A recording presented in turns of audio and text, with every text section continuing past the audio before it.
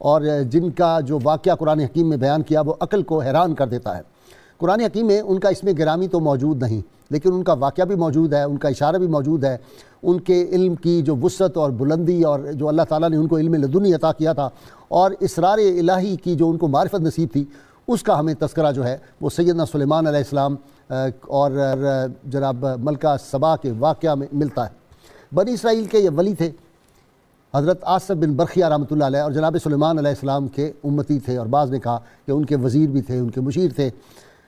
80 گز لمبا، 40 گز چوڑا، مرصع تخت سونے چاندی جواہرات سے لدا پدا، وہ 1500 میل دور یمن کے علاقے میں ہے، اور اللہ تعالیٰ نے آصف بن برخیہ کو وہ روحانی قوت عطا کی ہوئی تھی کہ پلک جھپکنے کے اندر وہ جو ہے وہ شام میں پہنچا دیا جاتا ہے، اور سیدنا سلیمان اسلام کی خدمت اقدس میں وہ جو تخت ہے وہ بھجوا دیا جاتا ہے۔ جناب سیدنا سلیمان علیہ السلام نے کس طرح آفتاب پرستوں کو خدا پرست بنا دیا، اس کا بھی ہمیں پتہ چلتا ہے۔ انبیاء کی تبلیغ کیسی ہوتی ہے اس واقعہ سے، اس کا بھی ہمیں پتہ چلتا ہے۔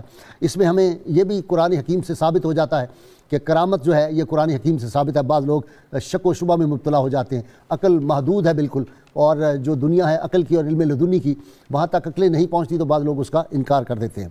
اسی طرح انسانوں کی جنات پر فضیلت بھی اسی سے ثابت ہے، لیکن نبی کریم صلی اللہ علیہ وسلم کی امت کے اولیاء کو اس سے بھی بڑھ کے اللہ تعالیٰ نے عظمتیں اور رفعتیں عطا فرمائی تھی۔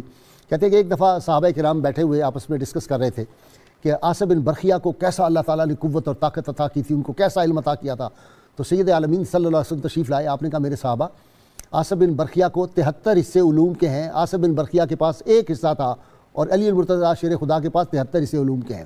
نبی کریم صلی اللہ علیہ وسلم کی امت کے جو لوگ ہیں، اللہ تعالیٰ نے وہ حدیث قدسی جو ہے کہ میرا بندہ نوافل پڑھ پڑھ کے میرے اتنا قریب ہو جاتا ہے کہ میں پھر اس کے ہاتھ بنتا ہوں، مجھ سے بن جاتا ہوں، مجھ سے پکڑتا ہے، میں آنکھ بنتا ہوں، مجھ سے دیکھتا ہے، میں کان بنتا ہوں، مجھ سے سنتا ہے، حتیٰ کہ میں زبان بنتا ہوں، وہ مجھ سے بولتا ہے، اور میں قدم بنتا ہوں، وہ مجھ سے چلتا ہے۔ یعنی اللہ تعالیٰ کا قرب جو ہے وہ عبادت کر کر کے اللہ کے ولی ان کے اتنے قریب پہنچ جاتے ہیں۔ اس کی مثالیں ہمیں سیدنا عبد القادر جیلانی رحمہ اللہ کی حیات سے ملتی ہیں، کس طرح جو تھے چوروں کو کتب بنایا تھا، کس طرح 1 لاکھ انسانوں کی تقدیر بدل دی، جو بدگماش لوگ تھے، جو گنہگار تھے آخری درجے کے، وہ سارے اولیاء اللہ انہوں نے بنا دیے۔ ابو مسلم خولانی رحمۃ اللہ علیہ تابعی ہیں، اور اسود انسی جس نے جھوٹی نبوت کا دعویٰ کر دیا تھا، جھوٹا نبی بنا ہوا تھا، اس نے ان کو آگ میں ڈالا تھا، آگ گلزار بن گئی تھی۔ اسی طرح سیدنا عمر فاروق رضی اللہ تعالیٰ عنہ 1000 میل دور بیٹھے ہوئے اور کہہ رہے ہیں کہ ساریہ پہاڑ کے پیچھے دیکھو، ہواؤں سے وائرلیس کا پیغام لیا، دریاؤں کے نام آپ نے رکے جو تھے سیدنا عمر فاروق رضی اللہ تعالیٰ عنہ لکھے۔ اسی طرح مشہور تابعی حضرت عامر بن قیس رضی اللہ عنہ اپنی آستین میں 2000 درہم لے کے نکلتے تھے، اور سب تقسیم کرتے غرباء میں، واپس آتے درہم اتنے ہی ہوتے تھے۔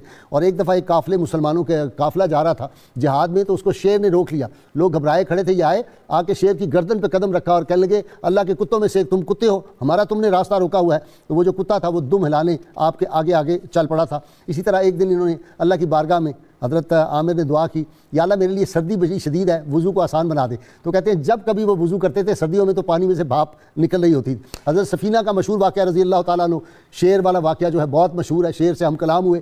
شیر جو تھا اس نے سیدنا بلال کو اور خلفائے راشدین کو نبی کریم صلی اللہ علیہ وسلم کی شان پاک میں سلام بھیجا تھا۔ اس طرح کے ہزاروں واقعات ہمارے اولیاء اللہ کے۔ حبیب اجمی اور حضرت حسن بصری کا مشہور واقعہ ہے کہ حسن بصری جو تھے وہ اندر چھپ گئے آگے، حبیب اجمی جب اس کے جو تھا بڑا ظالم بادشاہ جو تھا اس وقت، یعنی حجاج بن یوسف جو تھا، اس کے سپاہی ڈھونڈنے کے لیے آئے، تو آپ نے کہا اندر ہیں، وہ اندر بار بار 6 بار گئے اور 6 بار ان کو اندر امام حسن بصری نظر نہیں آئے۔ تو یہ ان کی کرامت تھی۔ اور اسی طرح اتنے واقعات ہیں۔ حضرت عقبہ بن نافع رضی اللہ تعالیٰ عنہ جب گئے ہیں تو جو جہاد میں قافلہ تھا مسلمانوں کا مجاہدین کا، اس کو شدید پیاس لگی، پانی کی کمی ہو گئی، اللہ سے دعا کی تو ان کے گھوڑے نے اپنے سم مارے زمین میں، وہاں میٹھے پانی کا چشمہ جاری ہو گیا۔ یہی عقبہ بن نافع ہیں، جب وہ افریقہ میں بنانے لگے تھے ایک جگہ پہ اپنی چھاونی، تو وہاں پہ لوگوں نے کہا یہاں سانپ بچھو اور بھیڑیے بہت زیادہ ہیں۔ آپ نے کھڑے ہو کے اپنے گھوڑے کی پیٹھ پہ تقریر کی کہ اے جنگل کے درندوں، رسول اللہ صلی اللہ علیہ وسلم کے غلام آگے ہیں، اس علاقے کو چھوڑ دو، ہم نے چھاونی بنانی۔ مورخین نے لکھا ہے کہ سانپوں نے اپنے بچوں کو اپنی پشت پہ سوار کیا ہوا تھا، اور یہ جو بھیڑیے تھے انہوں نے اپنی پشت پہ سوار کیا ہوا تھا، اور کہتے بھاگو محمد رسول اللہ صلی اللہ علیہ وسلم کے غلام آگے، بھاگو اس جنگل کو خالی کر دیا۔ اتنے واقعات ہیں۔ مائی رابعہ بصریہ رحمۃ اللہ علیہ جو تھی باتیں کر رہی تھی امام حسن بصری سے، تیل ختم ہو گیا ان کے دیے میں، تو انہوں نے کہا میں جا کے تیل لاؤں، کہیں گے نہیں، میرا رب جانتا ہے کہ میری بندی کو روشنی کی ضرورت ہے۔ ساری رات گفتگو کرتی رہی اپنی اس انگلی سے، اور یہ انگلی جو تھی ان کی ٹارچ بن گئی تھی۔ ان کے بھی ہزاروں واقعات کہ کعبۃ اللہ ان کے استقبال کے لیے جو ہے ابراہیم بن ادم نے دیکھا وہ پہنچا ہوا ہے۔ اس طرح کے اتنے واقعات نبی کریم صلی اللہ علیہ وسلم کی امت کے اولیاء کے۔ باجی بستامی جو ہیں وہ طوائف کو لاتے ہیں، مصلی پہ کھڑا کر دیتے ہیں، اور پھر کہتے ہیں یا اللہ یہ قالب کو تو میں نے بدل دیا، قلب تیرے ہاتھ میں ہے، وہی پھر ولیہ بن جاتی ہے زمانے کی۔ ہزاروں نہیں لاکھوں واقعات امت مسلمہ کے اولیاء کرام کے ہیں۔ آج ہمارا موضوع چونکہ حضرت آصف بن برخیہ رحمۃ اللہ علیہ کے حالات زندگی اور ان سے اپنے ناظرین اور سامعین کو واقف کرانا ہے، میں شروع میں ایک خوشی کی بات آپ کو بتا دوں۔ 4-5 روز پہلے بلوچستان سے ہمیں فون آیا تھا کہ دعا کریں، یہاں بہت خشک سالی ہے، بارش نہیں ہو رہی، برفباری نہیں ہو رہی، فصلیں تباہ ہو جائیں گی۔ تو ہم نے سب اپنے ناظرین سے سامعین سے دعا کروائی، اپنے اسکالر سے۔ کل مجھے بہت زیادہ میسیجز آئے کہ اس سے اگلے دن ہی بارشیں بھی شروع ہو گئیں اور باری بھی، تو انہوں نے کہا ہماری خشک سالی ختم ہو گئی ہے۔ یہ اللہ تعالیٰ کا خاص کرم ہے، چونکہ میں ایسے لاکھوں لوگوں کو جانتا ہوں جو صبح نور پروگرام جب دیکھتے ہیں تو باوضو ہو کے وہ دیکھ رہے ہوتے ہیں، ان کی دعائیں پھر اللہ تعالیٰ کی بارگاہ میں جاتی ہیں۔ تو یہ دعائیں جاری رکھیے، یہ بھی دعا کیجیے۔ کل مجھے بہت دکھ ہوا ہے جو بسنت میں ایک بچی شیخو پورے کی شدید زخمی ہے، زندگی موت کی حالت میں ہے، تو یہ جن ظالموں نے یہ ڈور کا اور بسنت کا سلسلہ شروع کیا ہے، ان کے لیے بھی دعا کریں اللہ ان کو ہدایت دے، اور اگر یہ ناقابل ہدایت ہیں اللہ تعالیٰ ان کو اٹھا دے، پاکستان سے دور کر دے یہ بسنت بنانے والوں کو۔ جی، آصف بن برخیہ رحمۃ اللہ علیہ کے حوالے سے گفتگو کرنے کے لیے میرے ساتھ آج میری اس علمی بزم میں اور روحانی بزم میں شریک ہیں جناب پروفیسر سعید احمد خان صاحب، ان کے ساتھ نوجوان اسکالر، کئی کتابوں کے مصنف علامہ محمد احمد برکاتی، اور ان کے ساتھ نوجوان اسکالر پروفیسر بشار صدیق اظہری۔ آپ تینوں کا بہت بہت شکریہ۔ جی خان صاحب، حضرت آصف بن برخیہ قرآن حکیم میں ذکر پاک۔ بسم اللہ الرحمن الرحیم، اللہم صلی علی محمد وعلی آل محمد وبارک وسلم۔ بہت شکریہ محترم غازی صاحب، آپ نے بڑا ہی خوبصورت تعارف پیش فرمایا۔ سیدنا حضرت آصف بن برخیہ، سیدنا حضرت سلیمان علیہ السلام نبی ہیں، جی، وہ ان کے صحابی ہیں، اور ہم یہ دیکھتے ہیں کہ قرآن کریم کا موضوع ہے الانسان۔ اچھا، سیدنا حضرت سلیمان علیہ السلام قیامت تک آنے والے اہل ایمان کو، قرآن پاک کی تلاوت کرنے والوں کو بتانا چاہتے ہیں کہ اپنی حیثیت پہچانو، اپنی قدر و منزلت کی طرف لوٹو، اللہ نے تمہیں کیا مرتبہ و مقام دیا۔ سبحان اللہ، سبحان اللہ۔ قرآن کریم قصص کی کتاب نہیں ہے، اس کے ایک ایک حرف میں اتنی ہدایات چھپی ہوئی ہیں، حکمتیں، اور اس قدر سمندر ہے کہ حضرت علی کرم اللہ وجہہ فرماتے ہیں کہ سورہ فاتحہ کی بسم اللہ کی با کا نقطہ میں ہوں، اور ان کے بارے میں علماء کہتے ہیں کہ اگر سورہ فاتحہ کی تفسیر وہ لکھیں تو فرماتے ہیں 70 اونٹ صرف سورہ فاتحہ کی تفسیر کو نہ اٹھا سکے۔ اللہ اکبر۔ تو ہمیں قرآن کریم کے ایک ایک حرف میں، سیدنا حضرت شیخ عبد القادر جیلانی رحمۃ اللہ تعالی علیہ جب قرآن کریم کو لے کر بیٹھتے تو ایک ایک آیت کے 40 معنی بتاتے چلے جاتے ہیں، لیکن اس کی بھی کوئی حد نہیں تھی۔ اب سیدنا حضرت سلیمان علیہ السلام خود جس منزلت پر فائز ہیں، اس کا اظہار آپ اس انداز میں کر رہے ہیں کہ فرماتے ہیں کہ ہے کوئی میں یاتینی بعرشہا، جو ملکہ بلقیس کے تخت کو یہاں لے آئے، تو قرآن کہتا ہے قال عفریت من الجن انا آتیک بہ قبل ان تقوم من مقامک۔ اے اللہ کے نبی، اگر آپ مجھ عفریت نامی جن کو اجازت دیں تو آپ کی مجلس برخاست ہونے سے پہلے میں اس تخت کو لا کر آپ کی خدمت میں رکھ دوں گا۔ لیکن آپ انسان کی عظمت جو فرشتوں پر بھی حاوی ہے، جس کے لیے اللہ تعالیٰ نے اپنے آپ کو ظاہر کیا، اپنے محبوب علیہ السلام کو اپنا خلیفہ بنایا دنیا میں، جس انسان کو اللہ تعالیٰ فرمائے کہ خلقت بیدیا، میں نے اپنے شان کے مطابق جو اس کے 2 ہاتھ ہیں اس سے میں نے انسان کو مرکب کیا ہے، بنایا ہے۔ تو سلیمان علیہ السلام اس جن کو اجازت نہیں دیتے اور بتاتے ہیں کہ ہمیں تو اس سے بھی پہلے چاہیے۔ واہ، تو قال الذی، اچھا، اس سے پھر ایک نبی اللہ جو ہیں ان کی عظمت بھی ظاہر ہوتی ہے، ان کو پتا تھا ان کا تو ہے ایک بندہ جو ہے اللہ کا جو ولی ہے اس کی طاقت اس سے زیادہ ہے، تبھی اللہ کے نبی کی عظمت تو ظاہر ہے کہ تمام انسانوں سے بڑھ کر یہ جماعت ہے، اور اس کے سرخیل ہیں، سرور ہیں، سردار ہیں حضرت محمد عربی صلی اللہ علیہ وسلم، جن کی عظمتوں کا اظہار سیدنا صدیق اکبر رضی اللہ تعالیٰ عنہ نے ان الفاظ کے ساتھ کیا کہ جب ان سے آ کر مشرکین نے کہا کہ آپ کا ساتھی اگر یہ کہے کہ ایک پلک جھپکنے میں وہاں گیا ہوں تو آپ مانیں گے؟ فرمانے لگے میرے لیے یہ کوئی تعجب کی بات نہیں جب میں یہ دیکھتا ہوں کہ جبریل اتنی بلندیوں سے آ جاتا ہے تو میرے آقا ان کے جو خادم ہیں۔ اچھا جی علامہ صاحب، میں نے جو سوال کی شکل میں کیا پروفیسر صاحب سے، اس سے یہ بھی تو آتا ہے کہ سلیمان علیہ السلام کو پتا تھا کہ ولی کا علم جو ہے وہ جن سے زیادہ، ولی کی طاقت جو ہے وہ جن سے زیادہ ہے، تبھی تو انہوں نے کہا نہیں اس سے بھی زیادہ مجھے جلدی چاہیے۔ بسم اللہ الرحمن الرحیم۔ حضرت آصف بن برخیہ کے حوالے سے جو بات چیت ہو رہی ہے وہ یقیناً ہم سب کے لیے، ناظرین سامعین کے لیے نافع ہے، بہت دلچسپی ہے۔ ہاں جی، بہت دلچسپ واقعہ یہ ایسا ایک واقعہ ہے جس واقعے کو کتب سابقہ نے بھی بیان کیا ہے، اور بہت ہی محبت کے ساتھ سب جگہ پر یہ ذکر کیا جاتا ہے، اور کسی نے کبھی اس کا انکار نہیں کیا۔ بلکہ اب ہمارے پاکستان میں تو بعض مذہبی رہنماؤں نے بھی دعویٰ کر دیا کہ آصف بن برخیہ ان کے پاس آتے ہیں، ان کی جیب میں پیسے ڈال جاتے ہیں، ایسی گھڑ لی ہیں لوگوں نے آج باتیں، شاید ان کی نظروں میں آتے ہوں گے وہ۔ بہرحال جس آصف بن برخیہ کی ہم بات کر رہے ہیں وہ کوئی اور بھی آصف ہو سکتا ہے۔ ویسے آصف بن برخیہ نام کے ایک محدث بھی گزرے ہوئے ہیں، ہاں، لیکن ان کے تو یہ واقعات، لیکن یہ واقعہ تو حضرت سلیمان علیہ السلام، حضرت سلیمان علیہ السلام کے حضرت آصف بن برخیہ خالہ کے بیٹے تھے۔ اچھا جی، ان کی والدہ کا نام باتورہ تھا، آصف والد کا نام برقیہ، دادا کا نام شمعیہ اور پردادا کا نام دانیال تھا۔ آپ جو ہیں وہ بچپن سے ہی حضرت سیدنا سلیمان علیہ السلام کی مصاحبت میں رہے اور اس کے ساتھ ساتھ دنیاوی معاملات میں بھی مصروف رہا کرتے تھے۔ تو کچھ دنیاوی اثرات کی بنا پر آصف بن برقیہ کی، ہم تو ابھی انتہا کی بات کر رہے ہیں تو تھوڑی ابتدا کر لیں تو زیادہ نافع ہے۔ آصف بن برقیہ جو ہے وہ ابتدا میں کچھ گناہوں کا معاملہ بھی کبھی کبھی ہو جاتا، اچھا ایک دفعہ گناہ کیا، لیکن اگلی بات یہ ہے کہ جب گناہ کرتے تھے تو پھر احساس بھی ہو جاتا تھا کہ یہ غلطی ہوگی اور اس کی معافی مانگنی چاہیے۔ ٹھیک، یہ فوری طور پر جب غلطی ہو گئی تو حضرت سیدنا سلیمان علیہ السلام کی خدمت میں حاضر ہوئے کہ آقا میں نے یہ غلطی کر لی ہے، آپ میرے لیے مغفرت کی دعا فرمائیں۔ حضرت سلیمان علیہ السلام نے دعا فرمائی، یہ چلے گئے۔ کچھ عرصے کے بعد دوبارہ پھر گناہ ہو گیا، پھر آ گئے میرے لیے معافی کی دعا کریں، انہوں نے پھر کر دی، تیسری دفعہ پھر گناہ ہوا، پھر آ کے معافی مانگی تو اللہ تعالیٰ نے حضرت سلیمان علیہ السلام کی طرف وہی فرمائی کہ یہ بار بار گناہ کرتے ہیں اور آ کے آپ سے معافی مانگتے ہیں، تو ان کو آپ کہہ دیں کہ اب آپ کے لیے معافی کی گنجائش نہیں ہے۔ ٹھیک، حضرت سلیمان علیہ السلام نے دعا کرنے سے انکار کر دیا۔ جیسے ہی حضرت آصف بن برقیہ نے دیکھا کہ میرے لیے یہ انکار ہو گیا، اب سلیمان علیہ السلام نبی اور دعا نہیں فرمائیں گے، تو وہ فوراً وہاں سے اٹھے، اپنا عصا پکڑا اور باہر جنگلوں میں نکل گئے اور وہاں جا کر رونا شروع کیا، ہزاروں قطار وہ ندامت کے آنسو جو آنکھوں سے سیل رواں بن کے جاری ہوئے، اور روتے ہوئے عرض کرنے لگے یا ربی انت انت وانا عبدک وانا انا، اے میرے رب تو رب ہے، تو ہے، میں بندہ ہوں، میں ہوں، میں تو غلطی کرنے والا ہوں، بخشنے والا تو ہی ہے، کوئی اور نہیں ہے، اور کوئی ہے نہیں، میں کس سے جا کے معافی مانگوں؟ اتنا روئے اور یہی کلمات دہراتے رہے اور بار بار دہراتے رہے حتیٰ کہ اللہ تعالیٰ نے حضرت سلیمان علیہ السلام کی طرف وہی فرمائی اور ارشاد فرمایا کہ جاؤ آصف بن برقیہ کو بلواؤ اور ان کو کہہ دو کہ آپ نے جو غلطیاں کی ہیں پہلی ساری زندگی کی اللہ نے معاف فرما دی۔ تو اب اس کے بعد آگے ان کے لیے یہ تھا کہ بھی اب میں جو اللہ نے طرف دے دیا ہے، یہ لمحہ خیر آ گیا جو میں نے کہتا ہوتا ہوں کہ لمحہ خیر ہوتا ہے زندگی میں، تو اسی لمحے سے انہوں نے فائدہ اٹھایا اور اللہ تعالیٰ کے پھر ایسے عابد بنے کہ اللہ تعالیٰ نے ان کو وہ علم اسما نہیں، اسم اعظم ہی نہیں بلکہ کائنات کی وہ عظیم ترین نعمت عطا کر دی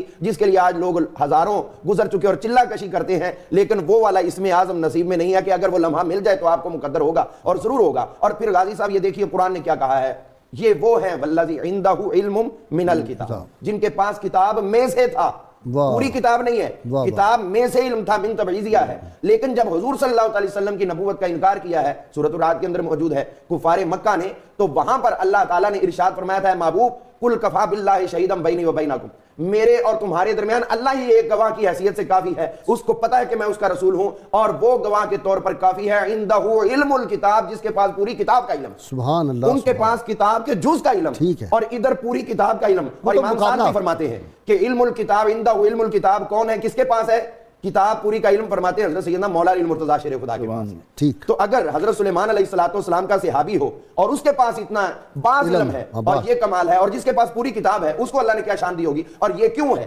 یہ اس لیے درجہ ملا، یہ اس لیے شان ملی کیونکہ حضرت سیدنا آصف بن برقیہ جو تھے یہ حضرت سلیمان علیہ السلام کی مصاحبت میں رہتے تھے، ان کے کاتب بھی تھے اور ان کے مشیر بھی تھے، اور حضور صلی اللہ علیہ وسلم نے ارشاد فرمایا لی وزیران فی السماء، میرے دو وزیر آسمانوں میں ہیں، جبرائیل اور میکائیل، اور دو وزیران فی الارض، دو وزیر زمین میں ہیں، ابو بکر و عمر، یعنی آپ کے دو وزیر ابو بکر عمر ہیں۔ اگر سلیمان کے وزیر کا اتنا درجہ ہے تو حضور کے وزیروں کی کیا شان؟ اور حضور کے وزیر آسمانی جو حضور کے وزیر ہو جائیں وہ کسی اور کے بنیں گے؟ یہاں 2 نمبر پیر جو ہے وہ کہتے ہیں وہ ہمارے وزیر ہیں، نعوذ باللہ من ذالک۔ جی آ جائیں جی بشارت، اس میں حکمتیں پوشیدہ ہیں کئی قسم کی، سفیر بننے کی حکمتیں بھی ہیں، سفیر کے فرائض کیا ہیں، اس کو کیسے کس انداز سے بیان کرنا چاہیے وہ بھی ہے۔ جی بسم اللہ الرحمن الرحیم۔ بھائی صاحب یہ واقعہ جو قرآن مجید کی سورہ نمل میں بیان ہوا، اس کے اندر بہت ساری باتوں کا ثبوت بھی ہے اور اولیاء کرام کی شان اور ان کی عظمت کا بیان بھی ہے۔ حضرت آصف بن برقیہ رحمۃ اللہ علیہ کے مقام کو سمجھنے سے پہلے یہ ضروری ہے کہ وہ تخت تھا کہاں پہ، ٹھیک ہے، یہ بات بھی جاننا ضروری ہے کہ وہ تخت وہ کہاں سے لائے تھے۔ جیسا کہ آپ نے فرمایا کہ 1500 میل کا وہ سفر تھا اور اس سفر میں ملکہ بلقیس کا جو محل تھا اس میں بعض روایات کے مطابق 7 کوٹھڑیاں تھیں، اور بعض روایات میں ہے کہ 9 کوٹھڑیاں تھیں اور ہر کمرے کے پیچھے ایک کمرہ تھا، اور ان 7 کمروں میں سے 7ویں کمرے کے اندر اس تخت کو رکھا گیا، اور بعض روایات میں کہ گاڑ دیا گیا زمین کے اندر، اور ان 7 کمروں کو تالا لگا دیا گیا اور ہر کمرے پر پہرے دار کھڑا کیا گیا، ظاہر سونا چاندی جو لگا ہوا تھا، اب پہرے دار کھڑا کیا گیا۔ اب دوسری بات یہ ہے کہ کھلے عام کسی جنگل میں نہیں پڑا ہوا، پہرے دار بھی کھڑے ہیں، کمروں کو تالا لگا ہے اور 7واں کمرہ ہے۔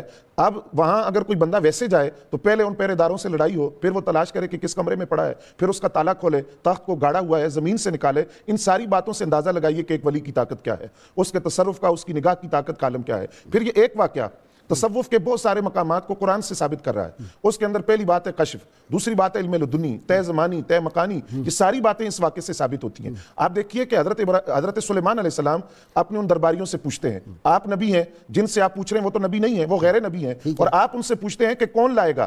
اب جن نے جب کہا کہ میں لاتا ہوں مجلس برخاست ہونے سے پہلے, مجلس آپ کی کتنی ہے کہ زوال کے وقت تک وہ جاری رہتی تھی, جس میں مفسرین نے لکھا 4 یا 5 گھنٹے بنتے ہیں, کہ یعنی ان 4-5 گھنٹوں میں وہ تخت اٹھا کر لاؤں گا. تو آپ نے فرمایا کہ مجھے اس سے جلدی چاہیے. اس کا مطلب یہ ہے کہ سلیمان علیہ السلام جانتے تھے کہ انبیاء کے علاوہ بھی کوئی بندہ ایسا ہے جو اس تخت کو دیکھ رہا ہے اور جانتا ہے کہ وہ تخت کہاں ہے. اسی کو کشف کہا جاتا ہے, جو غیر نبی کے لیے اس واقعے سے ثابت ہو رہا ہے. دوسری بات, یہ جو آپ نے طے الارض کی بات کی نا, پروفیسر صاحب جانتے ہیں, آپ نے تو نہیں, آپ اس وقت بچے تھے, آپ نے دیکھا ہوگا, حافظ افضل فقیر رحمۃ اللہ علیہ چک تیدو والے جو تھے, ان کو طے الارض حاصل تھا. بالکل, یہ کل کی بات ہے, نارنگ منڈی کے ساتھ ان کا مزار ہے, آپ نے دیکھا ہے. ہمارے تو بہت دوست تھے, بڑے مہربان, او کمال کے آدمی تھے. ہو تو پرندہ اگر دیکھ سکتا ہے تو انسان کیوں نہیں دیکھ سکتا. ہاں جی. اور دوسری بات غازی صاحب دیکھیے کہ علم لدنی, کہ وہ حضرت آصف بن برقیہ جانتے ہیں کہ وہ تخت کہاں پڑا ہے, اس کو اٹھا کر کیسا لانا ہے. یہی, اور دوسری بات جو انہوں نے کہا کہ علم, ان کے پاس کتاب کا علم تھا. اب کتاب کا علم تو اور بھی لوگوں کے پاس وہاں تھا, لیکن کسی بندے نے اٹھ کر یہ دعویٰ نہیں کیا کہ میں لے کر آتا ہوں. اس کا مطلب ہے کہ یہ کوئی خاص علم تھا, اور اسی کو علم لدنی کہا جاتا ہے. اور یہاں برکاتی صاحب کی بات کو میں آگے بڑھاتا ہوں کہ آپ دیکھیے کہ جب کام کرنے والے کا تعارف صفت کے ذریعے کروایا جائے, یہاں ان کی ذات کا ذکر قرآن میں نہیں آیا, بلکہ یہ کہا کہ وہ شخص جس کے پاس کتاب کا علم تھا, صفت ذکر کی گئی. جب کسی کام کے کروانے والے کا تعارف صفت کے ذریعے ہوتا ہے تو اس کے کام کے اندر صفت کا بڑا دخل ہے. تخت کو اٹھا کر لانے میں کتاب کے علم کا بڑا دخل ہے. یہاں مفسرین نے لکھا کہ اگر الکتاب کا علم کسی کے پاس ہو اور کچھ حصے کا علم ہو تو اس کے تصرف کا عالم یہ ہے. تو اس امت کا ولی جس کے پاس کتاب ہی نہیں, کتاب مبین کا علم ہے, تو اس کے تصرف اور طاقت اور روحانی قوت کا اندازہ کون لگا سکتا ہے. تو حضرت سلیمان علیہ السلام کے یہ ولی آصف بن برقیہ نے اس تخت کو کیسے حاضر کیا. انہوں نے عرض کیا سلیمان علیہ السلام سے کہ آپ یمن کی طرف دیکھیں. آپ نے یمن کی طرف نظر فرمائی اور انہوں نے اس میں اعظم پڑھا, جس کے بارے میں بعد مفسرین نے لکھا یا حیو یا قیوم کے الفاظ ہیں. تو اب جب انہوں نے اعظم مختلف ہے, حدیث میں بعد نے کہا یا اللہ ہو یا رحمان ہو یا رحیم ہو یا کریم ہے, مختلف ہے. بعد نے کہا یہ جو ہے اللہ, لفظ اللہ یہی ہے. سیدنا عبد القادر جیلانی بھی یہی کہا. سیدہ عائشہ صدیقہ رضی اللہ تعالیٰ نے فرمایا یا اللہ ہو یا رحمان ہو یا رحیم. یہ ہے ڈیفرنٹ ہے. یہ ان کے حوالے سے اسم اعظم پہ بڑی کتابیں ہیں, اور سب سے اچھی کتاب جو ہے نا اس پہ اسم اعظم پہ وہ ہے خواجہ حسن نظامی رحمۃ اللہ علیہ. اور ایک بزرگ تھے, ان کی بھی اسم اعظم پہ بڑی زبردست کتاب ہے, نام میں بھول رہا ہوں. یہ جو ہے نا نشائی سلسلہ ان کے تھے, انہوں نے 23 والیوم میں وہ جو تاریخیں لکھی ہے نشائیوں کی وہ لکھی ہے. ان کا نام میرے ذہن میں اس وقت نہیں آ رہا, میرے پاس ہے کتاب. انہوں نے بھی اسم اعظم میں بڑی ریسرچ کی ہوئی ہے. یہ بڑی دلچسپ موضوع ہے اسم اعظم کا. جی. اور لیکن یہاں ایک ایمان کی اور بات عشق کی آ گئی تو اب میں بتائی. یہ جو تھے نا سائیں گوہر الدین صاحب جیندر شریف والے رحمۃ اللہ علیہ, ان سے علامہ عبد الغزاوی رحمۃ اللہ علیہ بیٹھے ہوئے تھے, تو کسی نے پوچھا کہ حضرت اسم اعظم تو بتا دیں, آپ کو تو پتہ ہوگا. انہوں نے کہا تم پہلے مجھے اللہ کے اسم اصغر بتا دو, پھر میں تمہیں اسم اعظم بتا دوں گا. اللہ کے سارے اسم اعظم ہیں. اصل بات یہ ہے کہ آپ کو بتانے والا کون ہے, تاثیر وہ ہے پیچھے. مجھے لینی ہے بریک سے آؤں گا تو ہماری ناظرین کرام آپ دیکھ رہے ہیں تمام محدثین اور مورخین نے ان کا بڑا ذکر کیا ہے. اور یہ واقعہ جو ہے اس میں کتنے اسباق ہیں, ابھی ہم نے وہ سارے نہیں ڈسکس کیے کہ اس قرآن حکیم نے جو واقعہ بیان کرنا ہے, ہر واقعہ جو قرآن حکیم میں آتا ہے وہ انسانوں کے لیے رہنمائی ہے. اس میں بے شمار اسباق ہیں, جس طرح پروفیسر سعید خان صاحب نے کہا کلزم حکمتوں کا اس کے اندر پوشیدہ ہے. وہ کیا حکمتیں ہیں جو اس کے اندر پوشیدہ ہیں, اس پہ ڈسکس کریں گے. ہمارے ساتھ رہیے گا. اللہم صلی علی سیدنا و مولانا محمد وعلى سيدنا علي وسيدتنا فاطمة وسيدتنا زينب وسيدنا حسن وسيدنا حسين وعلى آله وصحبه وبارك وسلم. اللهم صل على سيدنا ومولانا محمد وعلى سيدنا علي وسيدتنا فاطمة وسيدتنا زينب وسيدنا حسن وسيدنا حسين وعلى آله وصحبه وبارك وسلم. ویلکم بیک ناظرین کرام. گفتگو جاری تھی. حضرت آصف بن برقیہ رحمہ اللہ. جی ہم ذکر کر رہے تھے اسم اعظم کا, تو حافظ ابن کثیر نے تو لکھا کہ انہوں نے یہ کہا کہ لا الہ الا انت الاحد الصمد الذی لم یلد ولم یولد ولم یکن لہ کفوا احد.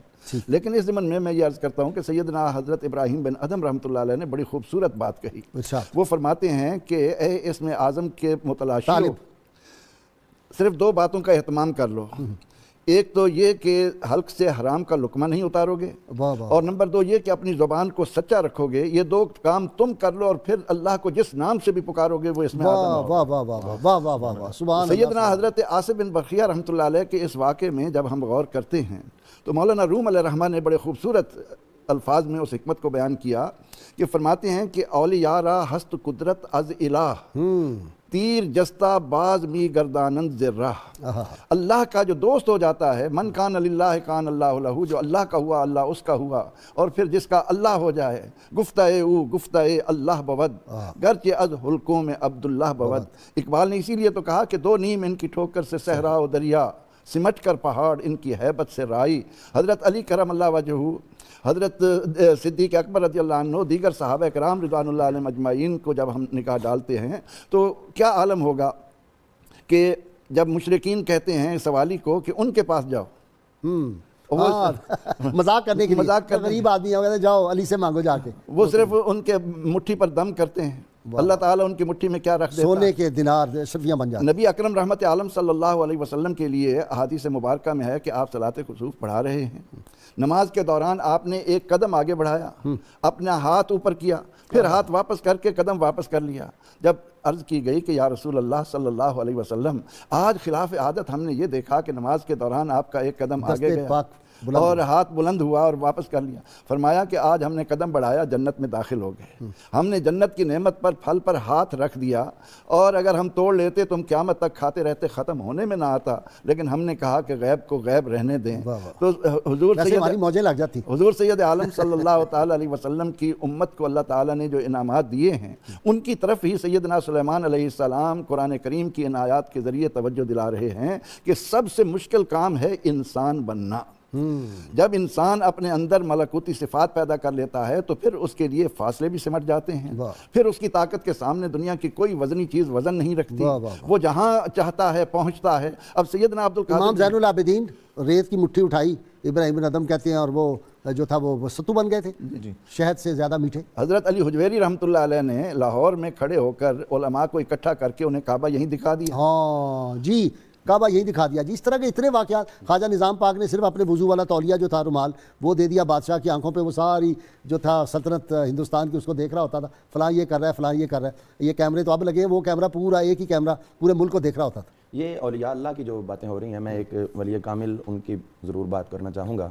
کل جو ہے وہ استاذ العلماء، ہزاروں علماء جن کے شاگرد ہیں، شیخ الحدیث حضرت علامہ مولانا حافظ محمد خان نوری عبدالوی جو شیخ الحدیث تھے دارالعلوم محمدیہ غوثیہ بحیرہ شریف کے، ان کا وصال ہوا اور کل ان کا جنازہ پڑھنے کا شرف حاصل ہوا. اچھا آپ گئے ہوئے تھے؟ ہاں جی، میں وہاں جنازہ میں شریک ہوا ہوں، الحمدللہ یہ سعادت حاصل ہوئی ہے. تو یقیناً ایسے لوگ ہیں جو علم کے ساتھ، چونکہ میں اس لیے بات کر رہا ہوں کہ آصف بن برقیہ کی جب اللہ نے بات کی ہے تو علم کی بات کی ہے، تو یہ ایسی ہستیاں ہیں.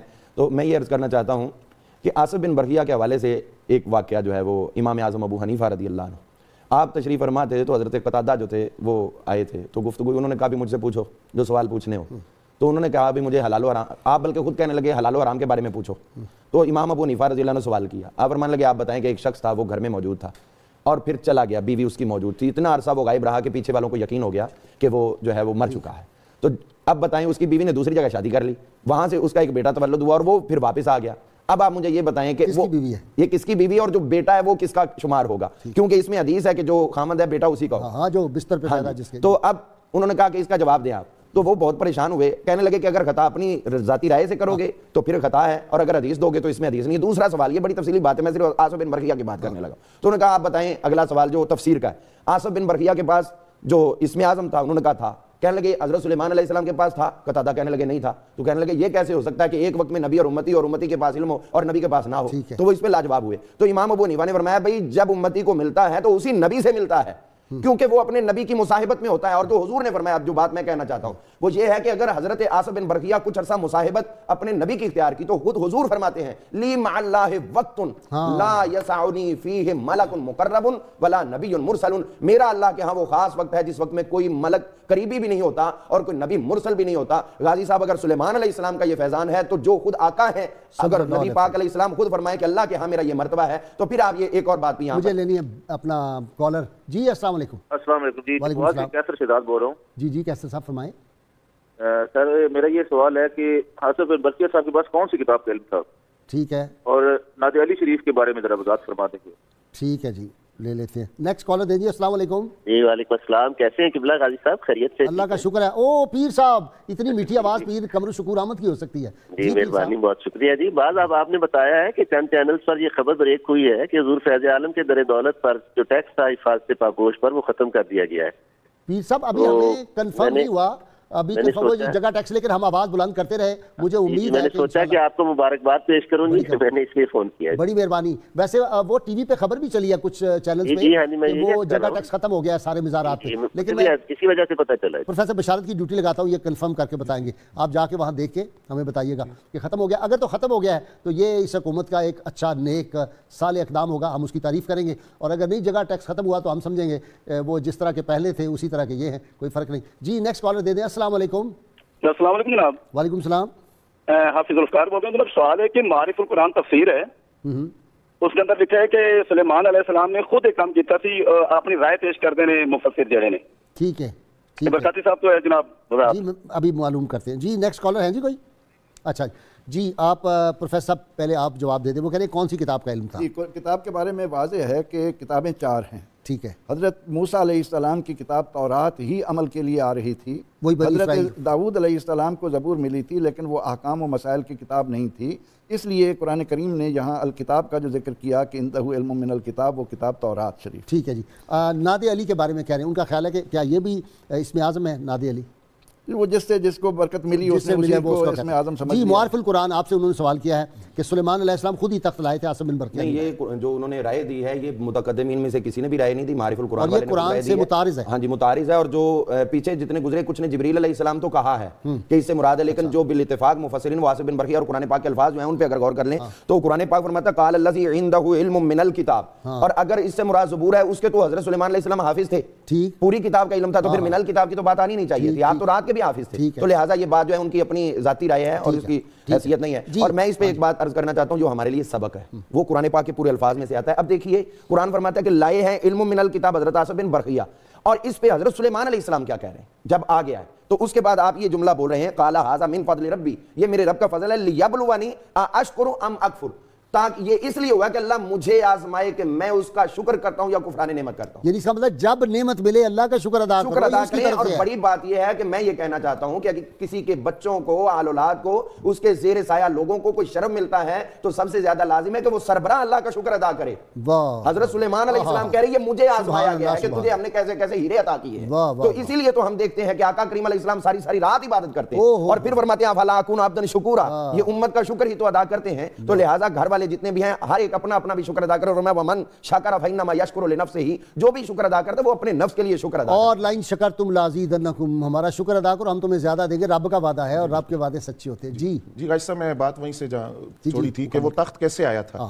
حضرت سلیمان علیہ السلام کی بارگاہ میں عاصم بن برقیہ نے عرض کیا کہ آپ یمن کی طرف نظر فرمائیں، تو انہوں نے یمن پر نگاہ ڈالی تو وہ تخت جو تھا وہاں اس 7ویں کمرے کے اندر زمین کے اندر گھس کر غائب ہو گیا، اور زمین کے نیچے سے ہوتا ہوا پلک جھپکنے سے پہلے زمین کے نیچے سے آیا، یہ میں نے پڑھا ہے، یہ میں بڑا حیران ہوا، کسی نے آتا ہوا دیکھا نہیں ہے، زمین کے نیچے سے آیا، مفسرین نے لکھا۔ اور یہاں بات یہ ہے کہ سلیمان علیہ السلام کو جو عرض کیا تھا وہ یہ نہیں تھا کہ پلک جھپکنے کی دیر میں، انہوں نے کہا پلک جھپکنے سے بھی پہلے، یعنی آپ اندازہ لگائیے وہ کتنا ایک وقت ہوگا، سبحان اللہ، کتنا ایک وقت ہوگا جس میں وہ تخت آیا اور زمین کے نیچے سے ہوتا ہوا حضرت سلیمان علیہ السلام جہاں تشریف فرما تھے وہاں قریب زمین میں سے وہ نمودار ہوا۔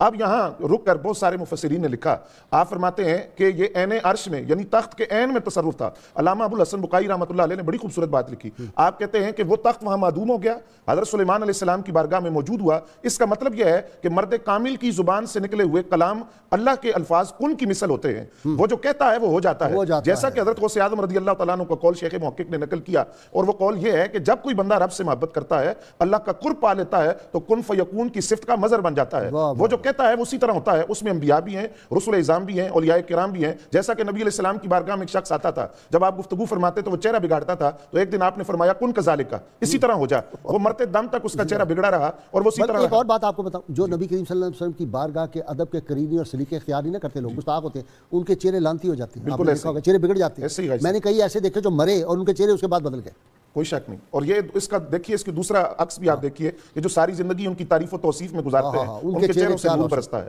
جی بالکل. اور غازی صاحب دوسری بات یہ جو حدیث شریف حدیث قدسی آپ نے شروع میں اشارہ کیا, حضرت غزالی اعظماء رحمۃ اللہ علیہ نے بڑا خوبصورت نقطہ یہاں ایک بیان کیا. آپ فرماتے ہیں کہ بعض لوگ اس بات کی طرف جاتے ہی نہیں کہ اللہ کا ولی صفات الہیہ کا مظہر بن جاتا ہے, بلکہ وہ اس حدیث کا یہ معنی بیان کرتے ہیں کہ اس کا مطلب یہ ہے کہ ولی کا ہاتھ اللہ کی رضا میں اٹھتا ہے, ولی کا قدم اللہ کی رضا میں اٹھتا ہے, اور یہ معنی بیان کر کے یہاں رک جاتے ہیں. آپ فرماتے ہیں اس حدیث کا یہ معنی نہیں ہے, یہ مقام تو ولی پہلے کر چکا ہے, یہ کام تو ولی نے پہلے کیا, اس کے نتیجے میں یہ حدیث والا مقام اس کو ملا کہ وہ صفات الہیہ کا مظہر بن گیا. وہ اللہ کی رضا میں پکڑتا تھا, اللہ کی رضا میں چلتا تھا, سنتا تھا, دیکھتا تھا. بندہ مومن کا ہاتھ, اقبال نے کہا نا, ہاتھ ہے اللہ کا بندہ مومن کا ہاتھ. تو یہ اللہ تعالیٰ ان کو وہ اللہ کی صفات کے مظہر بن جاتے ہیں. اللہ تعالیٰ کی صفات کے مظہر ہیں, اللہ کے رنگ میں رنگے جاتے ہیں. صبغت اللہ ومن احسن من اللہ صبغہ.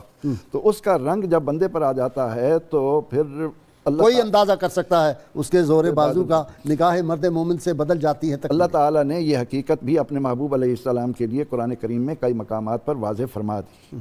کہیں تو فرمایا ما رمیت اذ رمیت ولکن اللہ رمی, کہیں فرمایا کہ انما یبایعونک تحت شجرہ انما یبایعون اللہ, وہ آپ کے ہاتھ میں ہاتھ نہیں دے رہے تھے, وہ میرے ہاتھ میں ہاتھ دے رہے تھے. تو جب بندہ مومن کا ہاتھ اللہ کا ہاتھ بن جاتا ہے تو پھر اس کے لیے یہ فاصلے اور یہ زمین کوئی معنی رکھتے. اچھا خان صاحب یہ دیکھیں نا, آج کے ماڈرن دور نے سائنس نے تو یہ سارے مسائل جو اختلافی بھی تھے وہ سارے حل کر دیے. اب یہی جو بشارت صاحب نے ابھی ذکر کیا کہ زمین کے نیچے سے وہ تخت آیا, کل میں سوچ رہا تھا زمین کے نیچے سے, تو میں نے کہا یہ جو کیبل ہے یہ زمین میں بچھائی ہوتی ہے اندر سے, پاکستان میں تو اوپر ہے نا, باہر یورپ کے ممالک میں وہ نیچے ہے, کیبل پہلے تھی, اب تو انہوں نے وہ انسٹرومنٹ اوپر لگا لیا. یہ تو انہوں نے لہروں کے ذریعے سب کچھ کیا, لیکن ہم تو اس بات پر ایمان رکھتے ہیں. خان صاحب اس وقت آپ کو کم از کم 8 کروڑ انسان دیکھ رہے ہیں, نبی اکرم بیٹھے آپ اسٹوڈیو میں, نبی اکرم رحمت عالم صلی اللہ تعالی علیہ وسلم کا مرنے والے کی قبر میں جانا اور آپ صلی اللہ علیہ وسلم کے مزار پر انوار پر فرشتوں کا صبح و شام حاضری دینا, اس بات کے ذریعے میں آپ کے اس بہترین چینل کی بدولت ناظرین کو متوجہ کروں گا کہ خدا را وہ لوگ جو مماتی کہلا کر ایک گروپ کی صورت میں دن بدن اضافہ کر رہے ہیں, آپ اس کا رکن نہ بنیے, آپ اس میں نہ آئیے. اللہ تعالیٰ کا نیک بندہ کبھی نہیں مرتا.